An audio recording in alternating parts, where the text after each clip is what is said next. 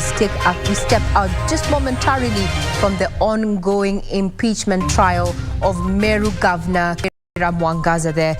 This enters the second day, and on this day, the embattled governor presented her first witness. That and so much more will be coming up in not too long. I'm Regina, Manyara, and our sign language interpreter in the course of this news broadcast is none other than Lensa Odingo.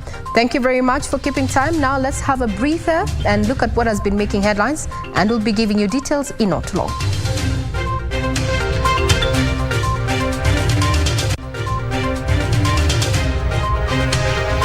Hear my case. Meru Governor Kawira Mwangaza presents her case before senators.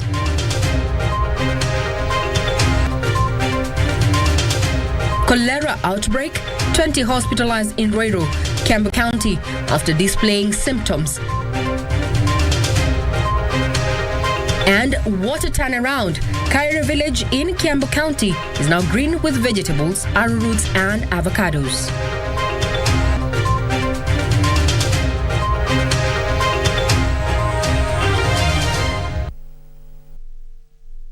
Good evening. This is Prime Edition and I am Regina Manyara. You're watching Prime Edition from KBC Channel 1, where sign language interpreter is none other than Lensa Odingo on this 28th day of December 2022.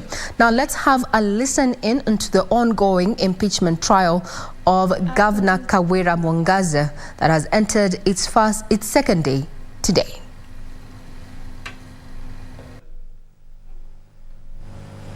Did you or did you not make the utterances? We'll deal with their meanings. As a matter of fact, the chair assured us they even have Kimeru interpreters.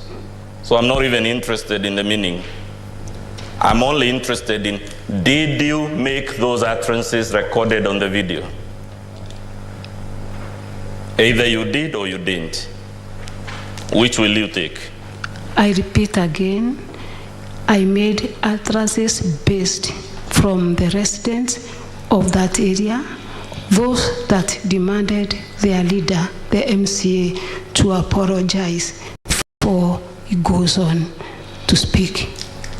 Chair, so that my time is not wasted in the altercation with the witness, I'm inviting you to note the witness is not answering the specific question I'm asking, which is whether the video is a depiction of utterances she made. The witness is obsessed with the implications of the utterances or their meaning, which is not my question.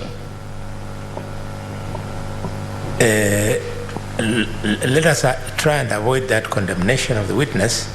Maybe because you want to get an answer, try and re-paraphrase your question.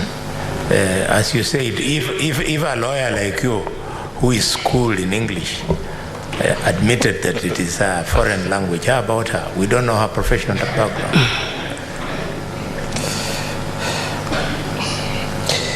Did you? And the impeachment trial continues soon after this particular news broadcast. Will take you back to the Senate chambers for you to have ample time to have a follow-up on what is happening there. Remember, Kawira Mwangaza has been accused of several issues, and one of them is making utterances against the elected members of county assembly, and finding herself in a hard place, so to speak, trying to either respond whether she did or she did not utter those words, as council there representing the county assembly members there tries to pin her down on that. We'll be keeping tabs on that. But now let's shift focus and talk matters health, where at least 20 people with suspected cholera symptoms have been admitted to the Ruiru Level 4 hospital in Kiambu County. Those hospitalized are mainly from Gatongora, Manyara, Kiratina and prison areas, which have already reported 2 cholera-related deaths. Though the hospital management declined to speak to the media, relatives of those hospitalized say the patients started showing cholera symptoms such as vomiting and diarrhea way before being taken to hospital. Fear, anxiety and confusion among relatives of 20 patients admitted at Ruiru Level 4 Hospital in Kiambu County with symptoms related to cholera. Alitoka kanisa siku ya Jumapili vizuri na akalala vizuri, lakini kuamkia Jumatatu alianza kutapika na kuendesha. Tukawa tukijua pengine tu amechafuliwa na tumbo, tukujua kama ameshikwa na kipindupindu. Lakini ilipofika wakati wa kitu saa 12 hivi, tuliona analemewa, bado anaendelea kuendesha na kutapika. Kafika mahali akakolapsi, akaanguka, tukambeba. Tukaona amezidiwa mwendo wa saa 2 hivi. Tukaanza kutafuta njia ya kumleta hapo hospitali. It is feared those hospitalized may have consumed contaminated food or water. Tulienda tukaomba maji ya kukunywa, tukapewa maji ya mfereji. Hiyo maji sasa tumekunywa hiyo maji, jioni sistangu akasikia vibaya, kaanza kuhara, kaanza kutapika. Ndio tukaona tumlete hospitali, tukamleta huku Ruiru Hospital. In October this year, Kiambu County reported 15 cases of cholera a few days after the government issued an alert on the virus in 6 counties. According to Murera Ward Member of County Assembly Moses Nkatha, so far 29 people from Theta and Murera areas have recovered from cholera. An unknown number is admitted at Gachororo Health Center.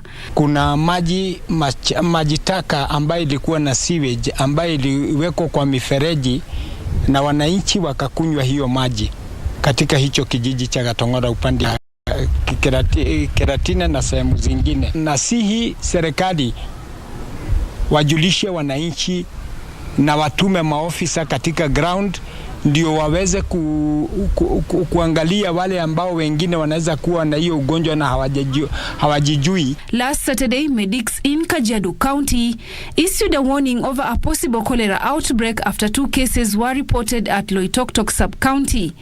The Ministry of Health continues to caution members of the public to take extra care and practice high levels of hygiene to avoid cholera infection. For Prime Edition, I'm Zainab Said.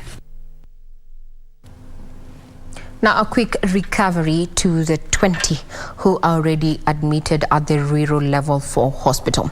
Now, we cross over to Kisii, where Kisii Central OCPD Amos Ambassa has warned public service vehicle drivers against careless driving during the festive season. The move comes as Modern Coast bus crashed a pedestrian to death after the driver lost control while reversing into Kisii town. Several people sustained injuries during the Wednesday morning incident. The ill-fated bus headed for Homa Bay from Mombasa hit a stationary PSV Matatu while reversing before plunging into the Nyakomisaro River at Masosa with passengers on board. The Modern Coast also hit a pedestrian who died on the spot. According to the Kisii Central CPD, the bus was retrieved from the river and will be subjected to inspection by National Transport Safety Authority for action. The driver, after the accident, disappeared from the scene. Members of the public, with the help of police officers, rescued passengers who were in the bus. One person who was a pedestrian and a male African adult or middle age succumbed to the injuries. An eyewitness, James Momani, blamed the accident on the steep section of the road and petitioned the authorities to relocate it. Imefanya maneno kila mara. Kama wangeweza hii barabara ipate njia nyingine ipatilishwe hapo kuelekea pande hiyo, alafu hiyo njia ya mlima ifungwe. Passengers Nicholas Sokeyo and Priska Bosire, who escaped death by Oiska, narrated the grim ordeal they underwent before a good Samaritan rescued them. Passengers Nicholas Sokeyo and Priska Bosire, who escaped death by Oiska, narrated the grim ordeal they underwent before a good Samaritan rescued them. Tumekuja safari vizuri. Hasa kufika pale juu ndio gari ikawa inataka kurudi river sisima. Ndikakata breki ndio ikakimbia mpaka ndani ya maji. Kuna msamaria mwema, kuna jamaa akaniita huko akaniambia bwana nipatie mkono.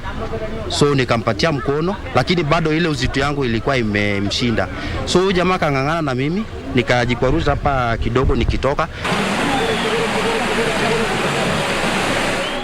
7 passengers rescued from the bus were attended to at Kisii Teaching and Referral Hospital and discharged. Ruth Wamboy for Prime Edition.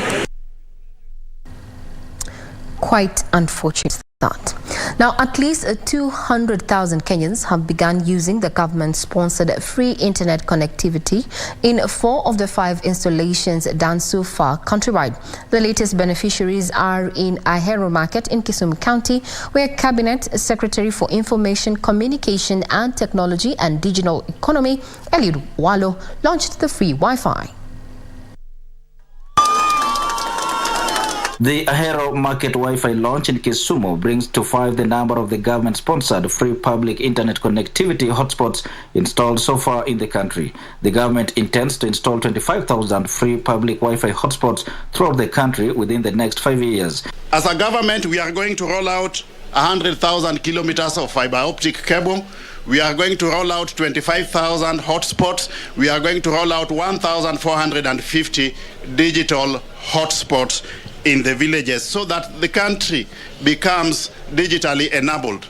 Information, Communication Technology and Digital Economy Cabinet Secretary Eliud Walo urged traders at the market to take advantage of the facility and boost their business transactions. We no longer have the white-collar jobs that we were used to. Ile kazi ya kunyonga tai na kwenda kukaa kwa ofisi, hiyo iliisha siku hizi. Hata ukipata utapata kwa pesa kidogo. Pesa iko kwa mtandao. Pesa iko kwa ile kazi ya kufanya na mkono na kutumia kichwa. So we have to embrace technology because that is what the future is all about, ladies and gentlemen. According to the ICT Authority, at least 200,000 Kenyans have access to free public Wi-Fi in hotspots installed so far. For all the public Wi-Fis that we have installed in the pilot phase, we are getting about 50,000 users per week in every installation that we do. Hapa Kisumu vile tulimaliza hii hapa Ahero, already this morning we were approaching almost 200 users in the public Wi-Fi. Na kuweza kuingia kwa mtandao ukitumia hiyo Wi-Fi, you just require to go to your phone, you activate your Wi-Fi in the settings, alafu utapata Wi-Fi moja imeandikwa GOK public Wi-Fi. Traders in Ahero held the initiative, urging for the expansion of the Hustler Fund Kitty for more capital accessibility. Hapo awali venye hiyo nini ICT haikuwa imekuja, tulikuwa na shida ya kupata wateja, ni ngumu kucommunicate na mtu mwenye ako mbali, huwa ni noma. Lakini venye sasa minister ametufanyia, tumefurahia. Unaweza kuwa hata palipako pa kazi na uitishe vitu vyako, hata kama ni Kisumu na uko Ahero, na utaletewa hizo mali zako. Alafu na tusaidie tu kama ni pesa. Hasa la fund yenye alituletea ni kidogo. 500 biashara yezi saidia. At least watuletee pesa mingi, at least ungua biashara kubwa inakusaidia.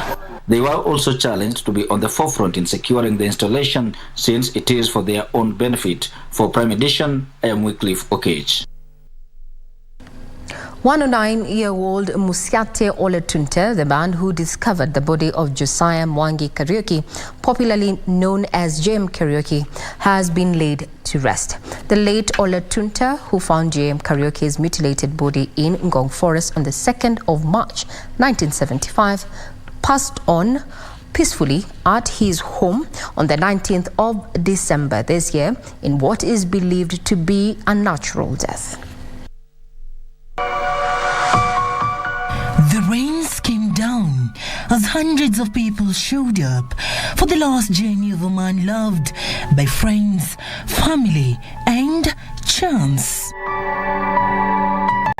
47 years ago, the man being laid to rest, 109-year-old Musiate Oletunte, will come across a mutilated body at the Ngong Forest, Nairobi, not knowing it belonged to a firebrand lawmaker and politician Josiah Mwangi Kariuki, also known as J.M. Kariuki.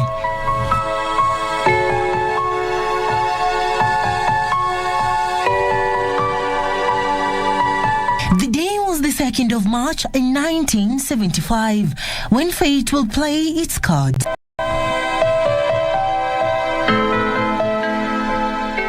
The late Musaite Oletunta, a father of 14 children, died peacefully of natural death at the age of 109 years and was laid to rest at Olosho Oibor village, Kajiado West sub-county.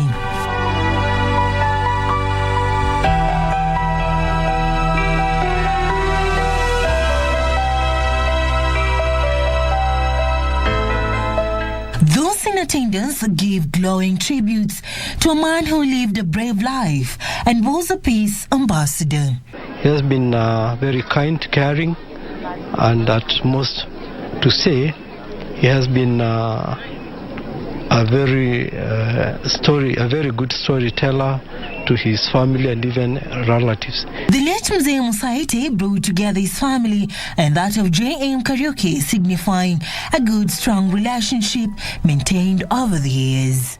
J.M. Kariuki's daughter, Jane Kariuki, planned family will utilize the 14-acre piece of land donated by the late to the family to set up a community project to benefit locals in the area. If it wasn't for him, history would be a different story today, which the family of JM intend to sit down and discuss how we can help build something for the community that will benefit the community. J.M. Kariuki had been a Mau Mau detainee, vocal in criticizing how the government was being run. Him have a strained relationship with the first president, Jomo Kenyatta, whom he had served as his private secretary between 1963 and 1969. The philanthropic politician was also elected as Manyara MP in 1974 and served as an assistant minister. Seraphine Nairobi for Prime Edition.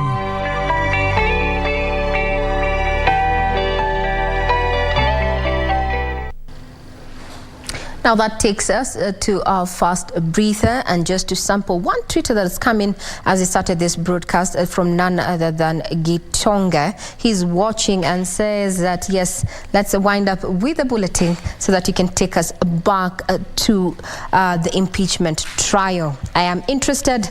I voted in Meruel. In not too long, we're going to be going back to the Senate that the impeachment trial of none other than Governor Kawira Mungaza enters its second day, where she agreed a little bit later to be cross-examined, and this is what is currently underway. For now, we take a quick breather. We'll be back with what has been making news. Do not go away.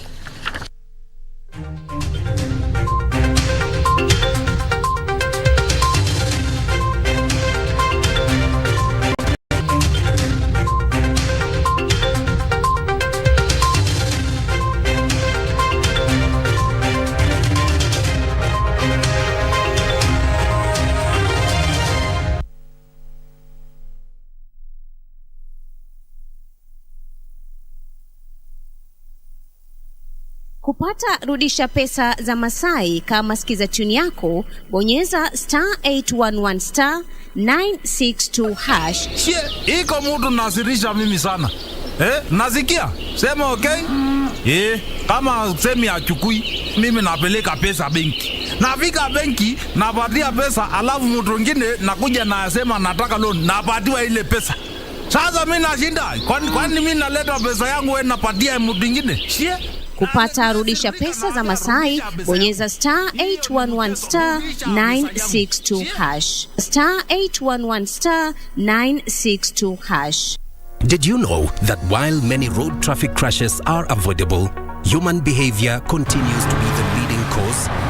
Stop these crashes before they stop you. Ensure that you adhere to traffic rules to prevent these crashes. Always observe the fatal 6 to be safe.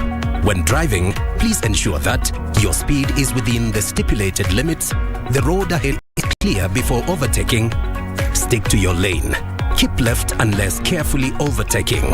Ensure that you are well rested before driving on long distance, and never drink and drive. Usalama barabarani starts with you. Fika salama. This message is brought to you by NTSA and the European Union. With Glovo, you have anything you want from your city in your hands. Kama unatamani ugali beef ama fried chicken, order Glovo ujaribu restaurant mpya. Tamu. Kama game inawaka na unataka drinks zaidi, order Glovo ushangilie timu yako. Na kama your little one amemess na diaper zimeisha, order Glovo and save the day. With Glovo unaweza track order yako na kuongea na customer support which is always available. Download the app and order anything you want from your city. We'll deliver. Cheza Loto, shinda pesa moto. Wachua mamili leo na Loto Moto. Cheza ukianzia na shilingi 50 na ushinde milioni 2 kila siku. Kucheza ni rahisi zaidi. Kwenye M-Pesa, chagua lipa na M-Pesa. Paybill number, weka 757070. Account number, andika neno Loto. Kisha, weka star. Alafu nambari yako ya simu. Kwenye amount, weka kiwango chochote cha pesa. Kuanzia shilingi 50 hadi shilingi 2000. Lipa na usubiri draw. Makinika papa hapa ili utimize ndoto zako na Loto Moto. Cheza kwa kuwajibika. Mchezo huu ni wazi kwa watu walio na umri wa miaka 18 na zaidi. Ujumbe huu umeidhinishwa na BCLB. Cheza Loto Moto. Shinda pesa moto moto.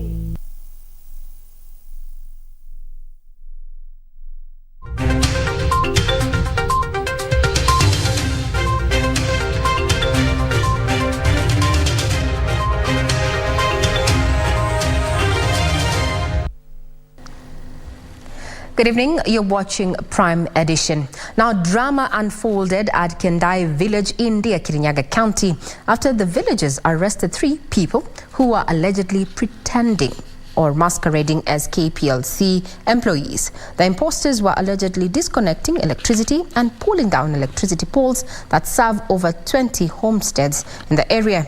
According to the led by John Muremi Morioki, they discovered 5 people with 3 vehicles disconnecting electricity and pulling down the electric post and loading them into a personal lorry.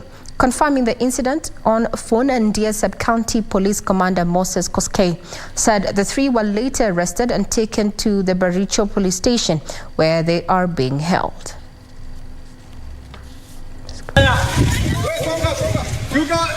Tumekasirika watu wa Karati juu ya ile matendo tumefanyiwa na watu wakijifanya ni wa stima, na hao watu wametuharibu, sio leo. Wamefanya kazi pande ya juu, wametoa mawaya kutoka pande ile ya kwangu kwenda huko, wametoa token. Watu wengine wanakaa bila stima na waliwekewa. Sasa tumeuliza, kweli tutaharibiwa na watu tukiwa Karati, mkiwa serikali iko kweli na watu wani wao? Na waleo tuko na hawa na tunafanya juhudi, hatuwezi kuachana na hao. Tunataka hata ili twende sote kwa njera tukiwa na hawa. Na sababu yenye imefanya sisi tukasirike saa hii ni kuwa tumeshika wezi wanaimba hii vikingi ya stima. Saa hii walikuwa wameimba zaidi ya vikingi 5 na wametoa waya, wengine wameficha. Tumewashika wakiwa 5 lakini 2 wameweza kupotea. Saa hii ndio tumekasirika sisi watu wa Karaki, na ndio maana tunasema warudishe hiyo stima mpaka iwake, alafu tuwafuate na wapeleke polisi. Wametuhangaisha sana, hata siku nyingine wameniibia kikingi yangu. Mimi nimeenda kununua kikingi, nikatafuta contractor akanirudishia stima. Walitundanganya, wanakuja wanajifanya ati Kenya Power amewatuma. Wanaimba vikingi wanaenda nazo. Well, we'll be keeping tabs on that if indeed the area in Ndia, as those villagers have said, Kiandai village in Ndia, Kirinyaga County, if power is back. That's just an example of citizen arrest there. Now, a report by the National Taxpayers Association indicates that teaching staff in Nairobi's vocational training colleges is male-dominated. According to the report, male teachers at vocational colleges command 64.6%, while the number of female staff stands at only 35.5%. The National Taxpayers Association, in its findings on the development of pro-poor education financing in Nairobi County, reveals a gaping gender disparity in recruitment of teachers in the vocational training colleges. According to the report, majority of the teachers are males. The teachers say that they are not well enumerated again, we tried to make sure that we had. This is what I couldn't quite understand, because our analysis showed that we had more male teachers than female teachers. The report further indicates that majority of students attending vocational training colleges are not satisfied with the government's capitation, which they say is minimal. They also want the institutions fully equipped. Our key ask from this study is one, can we move from the policy of capitation that we have in Nairobi County to actually funding the same, so that we have the county not just relying on the national level grant that we've now been told comes in a different pack, but can the county itself, we are saying we are prioritizing youth, do we have a capitation fund that can support both infrastructure and the students within the schools? The report recommends establishment of vocational training college at every constituency in Nairobi County to increase the number of the tertiary institutions in the capital city. Youths have been urged to use their skills to bring food on the table and to change their mindset to be job creators. Joan Mwaneki, reporting for KBC Channel 1. A non-profitable organization has embarked on a project to empower communities in 3 counties at the Coast Region. The project that has been pioneered in Kilifi County will see beneficiaries receive 450 goats and 90 market stalls courtesy of Direct Aid Kenya. 30 families in each county will receive 5 goats and 30 stalls for trading.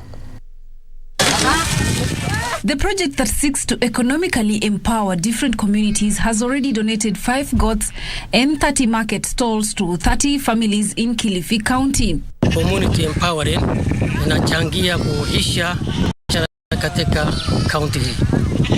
Kwa hivyo si mwaka huu tu, mwakani pia tuna miradi mingine kama hivi.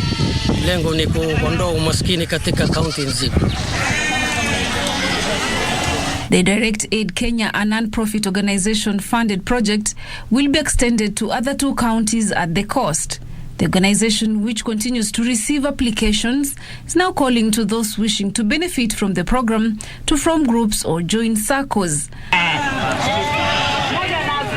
Lauding the initiative, the county government of Kilifi and political leaders from the region have promised to ensure sustainability of the project.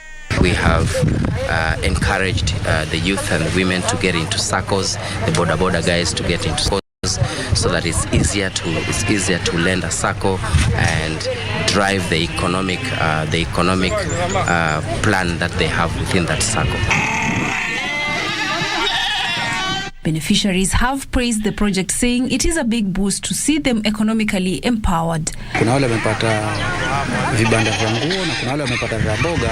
Ni kwamba itasaidia kwangu mwanzo, itanisaidia manake sasa hivi kupata mtaji wa kununua mbuzi kwa kazi ngumu.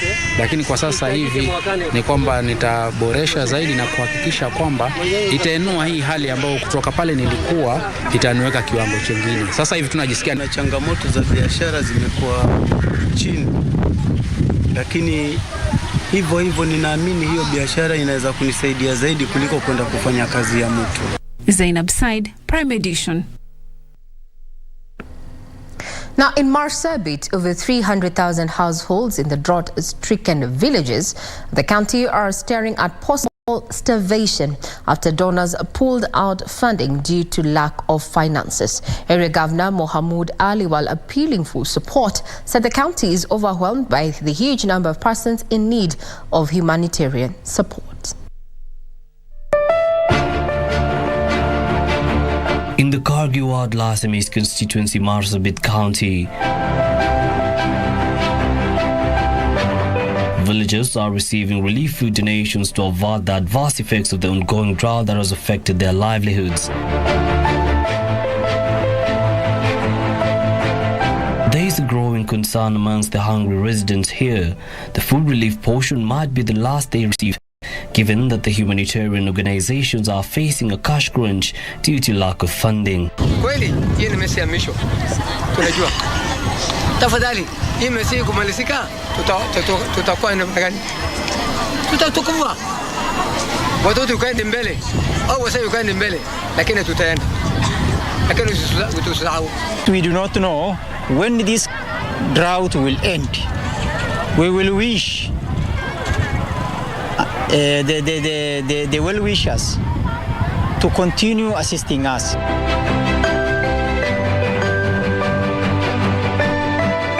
The Church World Service Organization has been visiting this county and giving aid, but is appealing for more humanitarian interventions for over 10,300 households facing drought in the region.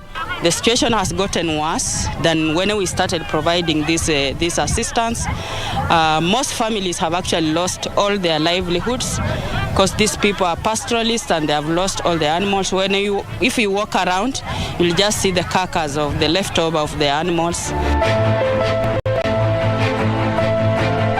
The county government of Marsabit has been trying to complement the efforts of the donor organizations, but the number of those in need is ever growing, and this has overwhelmed the administration. I request our stakeholders and partners to redouble their efforts in provision of relief support to the needy community. Wasikome ama kukatisha msaada hii, waendelee kusaidia jamii hii kwa maana wanahitaji hii chakula sana.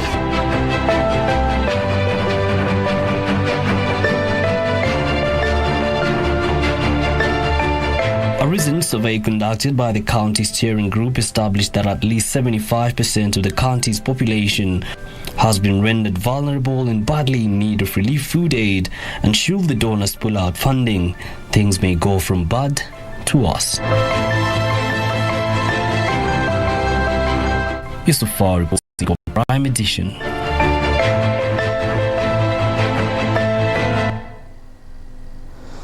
Now to the counties. Kenyans have been asked to take advantage of the heavy rains that continue to be recorded in various parts of the country and plant tree seedlings in order to reach the 10% tree national cover as envisioned by the government.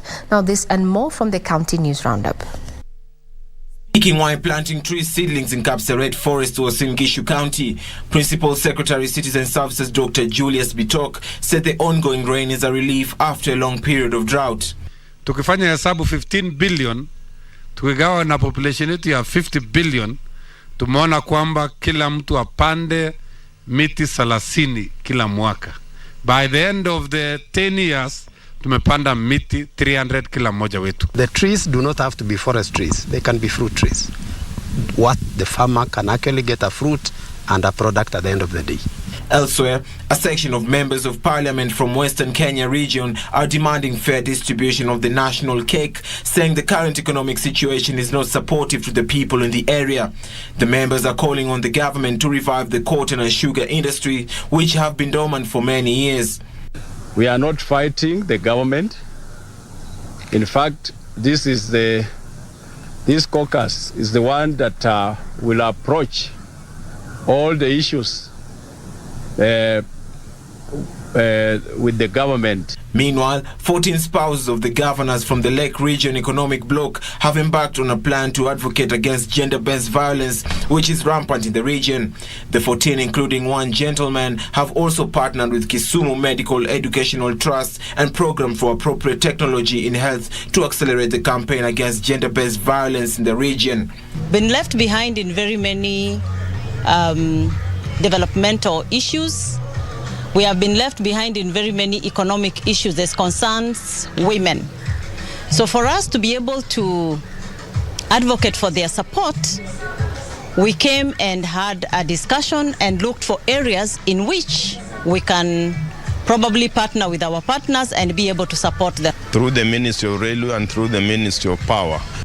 And Kenyans have been challenged to embrace the reading culture. Speaking during a book sale expo at Nairobi Sarit Center, Big Bad Wolf CEO Andrew Yap said the initiative aims at cultivating reading habits among the Kenyan population. The book sale, which also targets young readers including children, kicked off on December 14th, 2022 and will end on January 2nd, 2023. The main motivation for me to start something like this is because I never grew up with books, and so I know the importance of books, for children. Children must grow up with books. I like the selection of books that they have, especially for children, which is why I'm here. We're still walking around the store. It's quite big, but so far so good. Finally, youths have been advised to keep away from antisocial behavior which could endanger their lives. Speaking at PCEA Kirindini Church in Manyara, Sub-County, Tharaka Nithi County, Parish Minister Reverend Alice Nyakoya urged parents not to abdicate their responsibility of counseling the youth. Rate ya kupata ukimwi imeongezeka. Ningewahimiza ya kwamba muweze kusimama kama nyinyi, yale maadili mema ambayo mumefundishwa muweze kuyashika, muweze kusimamia Mungu mahali ambapo mtaenda. Hata mkienenda mashule msije mkahesabika kwa hiyo data ya kwamba kila siku kunao ambao wanapata ukimwi. For Prime Edition, I'm Alvin Kaunda. To Lamu, where the government intends to deploy enough police reservists in Witu and Pandango areas of Lamu County in a bid to boost security. Now, Coast Regional Commissioner John Elungata, who led a multi-agency security team meeting in Tar village of Lamu West constituency, said the police reservists will offer support to the regular security personnel stationed in the region and to help first respond to incidents of insecurity. Following the recent attack in Lamu County, Coast Regional Commissioner John Elungata says the government will deploy enough police reservists in the areas of Witu and Pandanguo, where the security situation has worsened. Tutaomba serikali, barua itaandikwa leo tu na Regional Police Commander, tupewe NPR wengine wengi wa sehemu hii. 2 people were killed and houses torched on Sunday evening in Tar village near Pandanguo in Witu Division, Lamu West constituency. Elungata says they are currently discussing ways of ending perennial attacks which are claiming lives of innocent residents and destruction of property. Tumechoka, ukiangalia hata hospitali hatuna, lakini hivyo tunangangana kama wamama, tunachoka. Hata wanaume wetu wanauawa. Tafadhali. Hii kilio kifika mwisho. Tumechoka sisi. Hii ardhi inapiganiwa sana. Na sisi tumeletwa huku kwa sababu ya hii ardhi. Ardhi inasemekana ni ya mwenyewe na yule mwenyewe hatumjui. So, tunaomba ulinzi wetu huku kwetu umekuwa ni kidogo.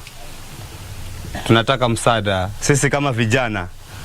Elungata was accompanied by Regional Police Commander Titus Karuri, Lamu Governor Issa Timami and Emmanuel Tion of KDF troops operating under Operation Amani Boni, confirmed the immediate deployment of KDF soldiers as a short-term measure before a permanent police base is put in place in Tar village. Mkuu wa majeshi hapa Colonel Tion amekubali kwamba ataweka kikosi hapa mpaka tarehe 15.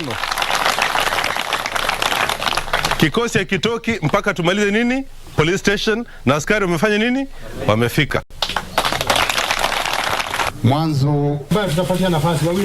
On his part, Lamu Governor Issa Timami cautioned residents against inciting violence, saying this might jeopardize efforts by the government to restore security in the area.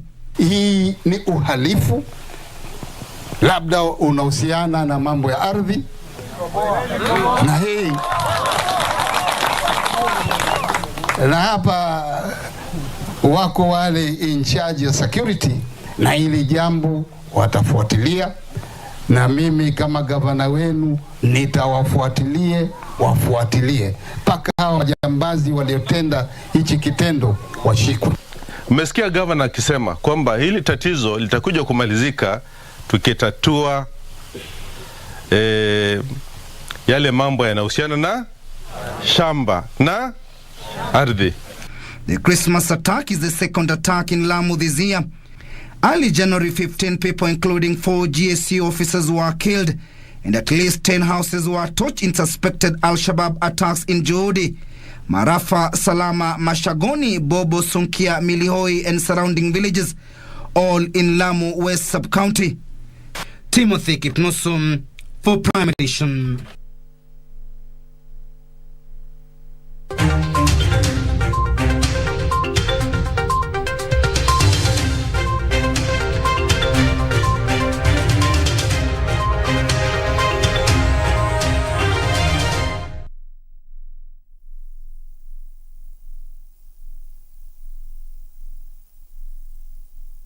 Wachua mamili leo na Loto Moto. Kucheza ni rahisi zaidi. Kwenye M-Pesa, chagua lipa na M-Pesa. Paybill number, weka 757070. Account number, andika neno Loto, kisha weka star alafu nambari yako ya simu. Kwenye amount, weka kiwango chochote cha pesa kuanzia shilingi 50 hadi shilingi 2,000. Lipa na usubiri draw. Cheza kwa kuwajibika. Mchezo huu ni wazi kwa watu walio na umri wa miaka 18 na zaidi.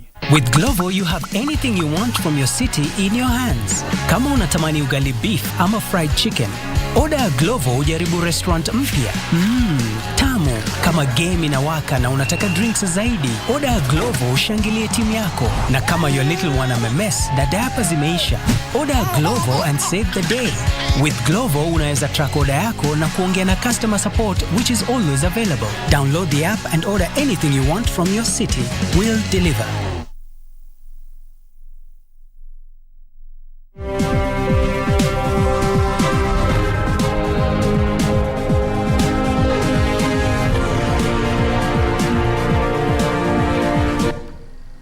Now we speak business. Once a dry and relief food reliant Kerry village in Kembe County is now green with high value food crops such as vegetables, arrowroots and avocados. Here's our reporter Ndita Mukami with the details. The increasing intensity in the shorter cycles between drought has amplified the vulnerability of many communities. Consequently, most farmers have been unable to get any substantive crop production for 5 consecutive seasons, and pastoral communities have lost their livestock. This, however, has been different for farmers in parts of Gatondo North, as they have taken up the mantle with limited land size to pool resources to plant various food crops for export to Korea and Japan. Soko zetu za mataifa ya kigeni ni kama Korea, kuna zingine zinaenda Israel, na tunalima hizi zote katika tukiangazia kwamba serikali yetu vile inafungua soko za huku chini Afrika ama bara Afrika, tutakuwa tunaingia katika soko la Afrika tukiwa kwa kishindo, tukiwa na vitu nyingi ambazo tumeweza kulima huku kwetu kutoka Kenya. The farmers have embraced modern farming techniques that guarantee sustainability. Rosalind Doroge, a farmer, says the cluster groups formed by the farmers have bettered their economies. However, they want the government to now lower the cost of farm inputs. Tangu wakati tulipatana na hii kikundi cha Mshea, tumefaidika na kimetusaidia. Juu kutoka wakati tulianzia kupanda mimea kama sukuma, spinach, tulianzia kupeleka hizo vitu nje ya nchi. They also have plans to start tapping water from River Chania for irrigating food crops. Kwa sasa tunalima courgette, tunalima sukuma wiki na tunalima nyanya. Ile mimea na ambayo tunalima kwa muda mdogo, kwa sababu kwa sasa bado hatujapata mashamba makubwa. Tunataka kulima ile mimea yenye haitakaa sana kwa shamba. Residents are challenging the youth in the area to engage in farming and shun vices that could affect them. Bila wewe kuwa umeajiriwa, unajua chenye ngojea mwisho wa mwezi ama after kuuza mazao yako, unajua ni nini. Kwa hivyo nafasi ziko mingi sana, vijana wajitume, waingilie kilimo na watasaidika sana sana. Ndita Mukami for Prime Edition. Now, across the globe, cloth designers and fashion industry players in South Africa are turning to more sustainable and ethical practices to protect the environment while spurring growth of homegrown fashion brands. The global fast fashion industry generates 90 million tons of waste annually, of which only 1% is recycled, a business opportunity that the young entrepreneurs in South Africa are seeking to tap. Details as reported by Alan Auko. According to the United Nations, the fashion industry is the second most polluting industry, coming in right after oil.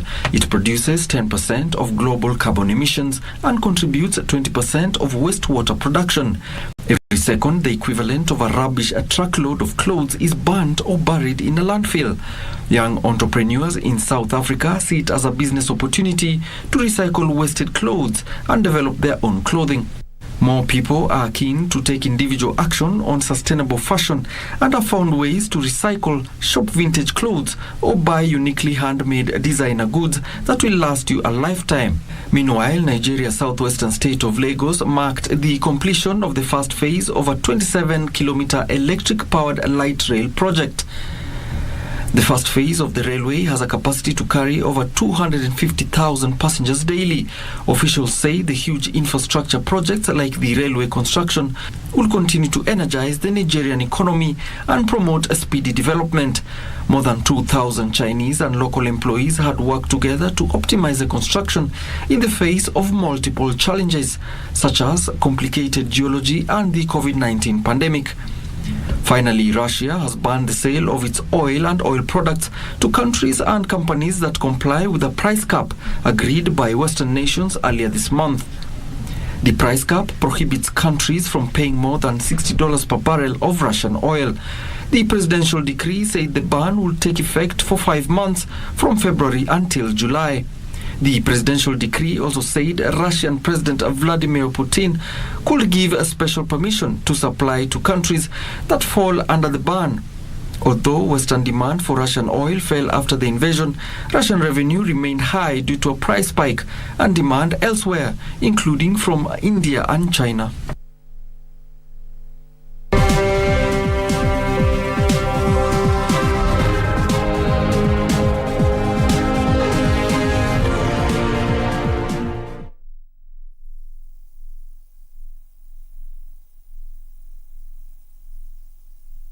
With Glovo, you have anything you want from your city in your hands. Kama unatamani ugali beef ama fried chicken, order Glovo ujaribu restaurant mpya. Tamu. I know. A few weeks ago when I was in Accra, they were having this session about, discuss your struggles and all. Like, and I'm thinking some of them are younger people. Right? I said, I'm going to come from Kenya to discuss my alcoholic dad or whatever. With Glovo, unaweza track order yako na kuongea na customer support, which is always available. Download the app and order anything you want from your city. We'll deliver. Welcome to 888bet Casino, a world of winning opportunities 24 hours a day. Choose from thousands of games across live casino, table and slots, including favorite titles Burning Classics, Wolf Gold, and The Amazing Aviator. But hurry, 1 million is to be given away before 31st December. Join the thousands of winners playing 888bet Casino daily. Play today on www.888bet.co.ke. 888bet Casino, made to win bigger.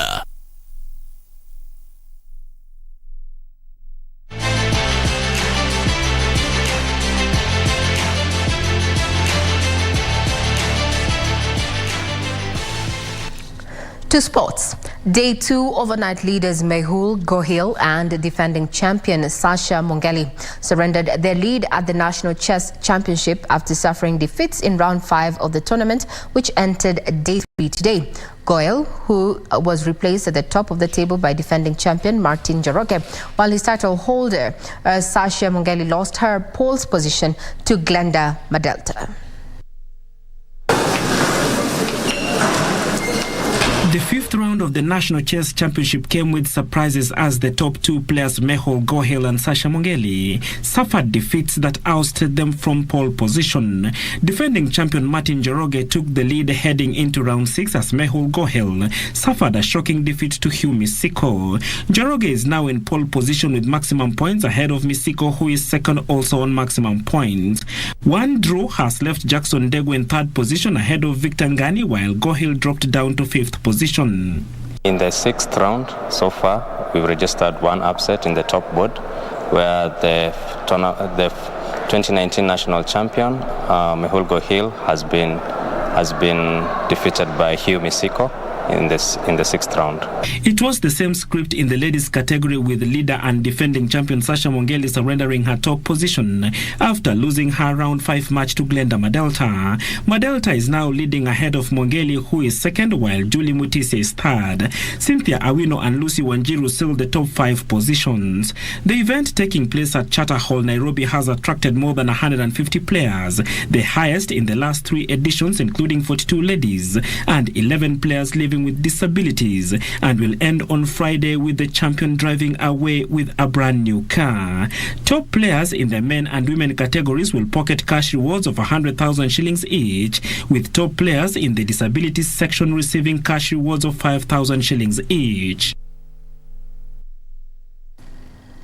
Mohammed Suleiman and Erin Tybruski won the 10th edition of the Vipingo Ridge Annual Triathlon that was flagged off by the sports PS Jonathan Mweke at the Vipingo Ridge Kilifi. The teams of Mohammed Abdallah and Lynn Kavanagh won the respective team titles.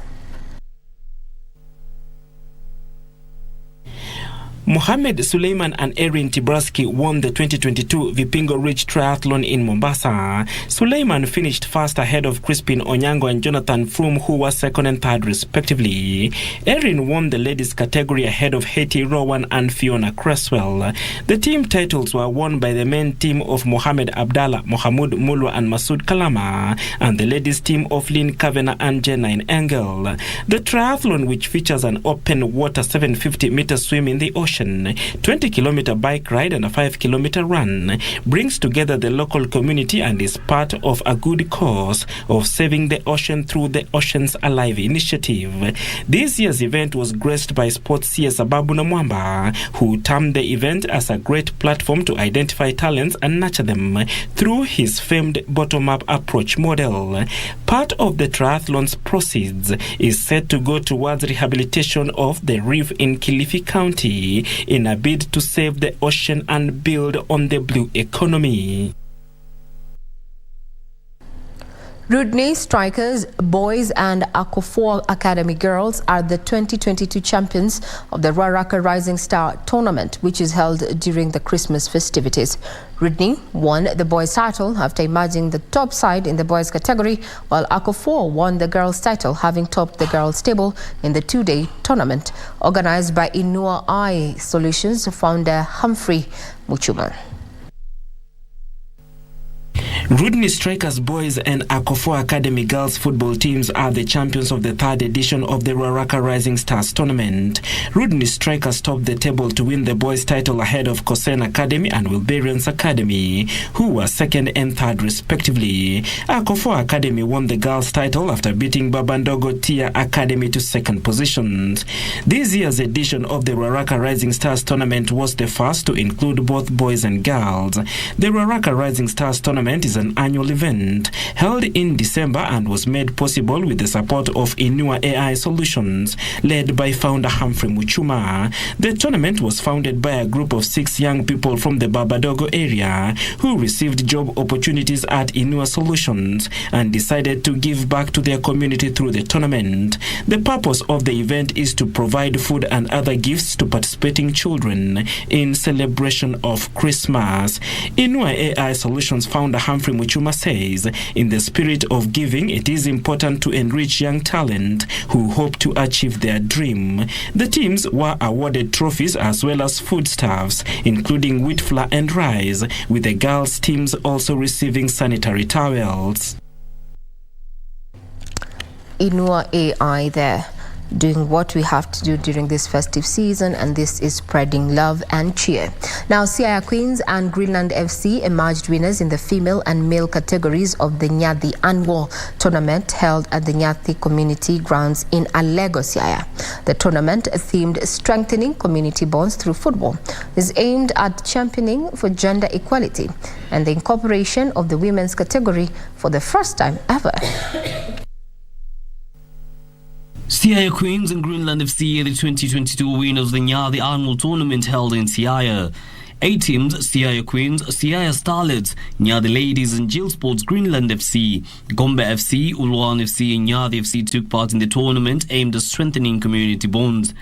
Women professional footballers such as Terry Ngesha of Hyundai are still in South Korea, and Nez Mango, who plays a trade in Romania for Farouk Constantino, among other national team players, and women in sports administration who graced the tournament as mentors and facilitators. There was a tree planting session to rally other community members to carry out the activity, with more than 150 trees being planted. Now that the World Cup is over, well, the rest of the football matches are still underway, looking at EPL and such, and those of Arsenal who have been claiming since before the World Cup that they were top of the league. Well, we don't know where they are right now. Now, Manchester City will be aiming to reclaim their second position in the English Premier League standings when they visit Leeds United at Elland Road in tonight's only match. Leeds United will, however, be looking to win a home match against the reigning champions for the first time since the 1-0 win over Arsenal in 1999. For Fernandinho, crosses it in, and Laporte's header, and then Leeds are hoping their goalkeeper Ilan Meslier will continue his fine form when they host Manchester City at Elland Road tonight. The Whites will, however, miss the services of Tyler. Really bad news for Leeds United. On the other hand, Manchester City will be without Ruben Diaz, who is out for a month with an injury, Julian Alvarez, who has been given time off after guiding Argentina to the World Cup trophy, as well as Calvin Phillips, who has fitness issues. In the last two meetings between the two, Manchester City have emerged victorious with an aggregate of 11 goals.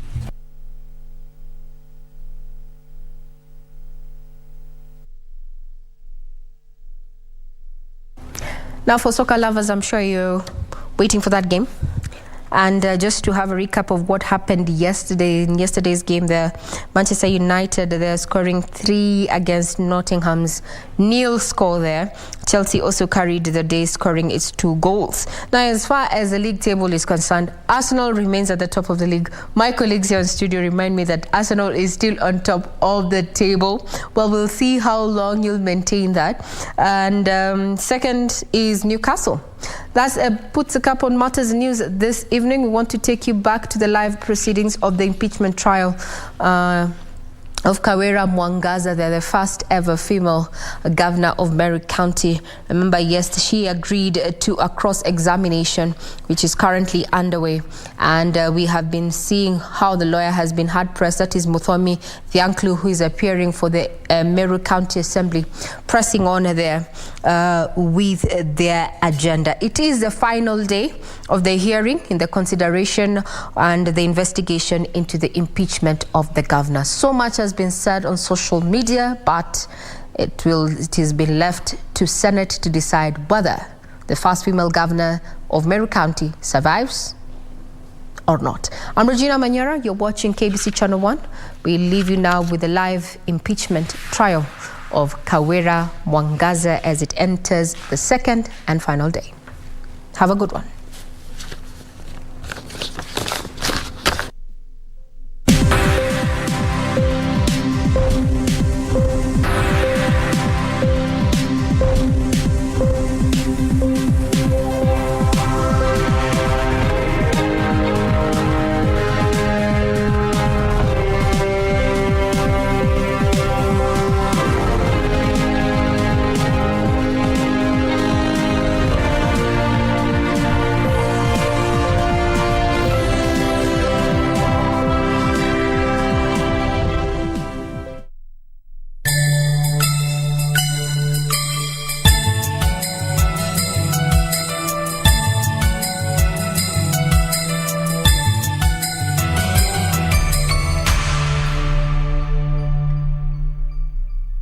Welcome to 888bet Casino, a world of winning opportunities 24 hours a day. Choose from thousands of games across live casino, table and slots, including favorite titles Burning Classics, Wolf Gold, and The Amazing Aviator. But hurry, 1 million is to be given away before 31st December. Join the thousands of winners playing 888bet Casino daily.